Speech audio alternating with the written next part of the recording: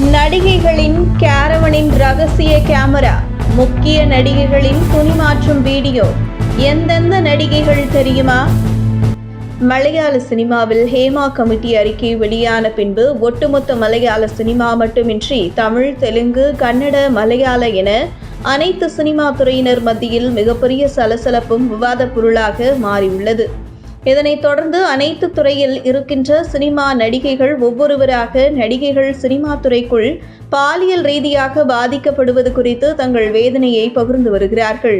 அந்த வகையில் சினிமா நடிகைகள் ஒரு காலத்தில் வெளியூர் படப்பிடிப்பு சென்றால் ஒரு மரத்தை சுற்றி தற்காலிகமாக சுற்றி 4 பேர்கள் சேலையை வைத்து மறைத்துக் கொள்வார்கள். அதற்குள் தங்கள் உடைகளை மாற்றிக்கொள்வார்கள். அப்போது எந்த ஒரு பாதிப்பும் அந்த நடிகைக்கு இருந்ததில்லை. ஆனால் இன்று நவீனமாக வளர்ந்துள்ள சினிமாவில் விலை உயர்ந்த கேரவன்கள், பவுன்சர்கள் என நடிகைக்கு சகல வசதியும் செய்து கொடுத்தாலும் நடிகைகளுக்கு பாதுகாப்பு இல்லாத ஒரு சூழல்தான் அமைந்துள்ளது.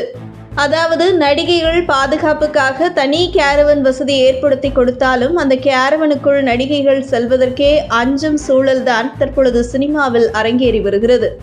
பொதுவாக எங்கெல்லாம் அக்கிரமம் நடக்கிறதோ அங்கேயெல்லாம் அதிரடியாக புகுந்து வில்லன்களை அடித்து துவம்சம் செய்து மக்களை மட்டும் சினிமாவில் பாதுகாக்கக்கூடிய நடிகர்கள் பலர் நிஜ வாழ்க்கையில் இவ்வளவு மோசமா என்று சொல்லும் அளவிற்கு அவர்கள் பற்றிய தகவல்கள் ஒவ்வொன்றும் வெளியாகி இவர்களையா நாம் கொண்டாடினோம் என்று மக்கள் வேதனைப்படும் அளவிற்கு தள்ளப்பட்டுள்ளனர். இந்த நிலையில் நடிகை ராதிகா மலையாள சினிமாவில் நடந்த ஒரு சம்பவத்தை வெளிப்படுத்தியுள்ளார். ஒருமுறை ராதிகா மலையாள சினிமா படப்பிடிப்பில் இருந்தபோது அவர் நடந்து செல்லும் போது நடிகர்கள் ஒரு புறமாக அமர்ந்து ஒரு போனின் வீடியோ பார்த்து சிரித்துக் கொண்டிருந்தார்கள். அப்போது அந்த கூட்டத்தில் இருந்த ஒரு தமிழ் நபரை ராதிகா அழைத்து என்ன அவர்கள் சிரித்துக் கொண்டிருக்கிறார்கள் என்று கேட்டுள்ளார். அதற்கு அந்த நபர், கேரவனில் எல்லா நடிகைகள் துணி மாற்றக்கூடிய வீடியோக்கள் அவங்க கிட்ட இருக்கு, எந்த நடிகை பெயரை சொன்னாலும் அதில் வீடியோவாக இருக்கின்றது என்று ராதிகாவிடம் அந்த நபர் தெரிவித்திருக்கிறார். உடனே ஷாக் ஆன நடிகை ராதிகா அவருக்கு தெரிந்த அனைத்து நடிகைகளிடம் கேரவனுக்கு உள்ளே துணி மாற்றப் போகும்போது கொஞ்சம் ஜாக்கிரதையா போங்க என்று எச்சரித்துள்ளார்.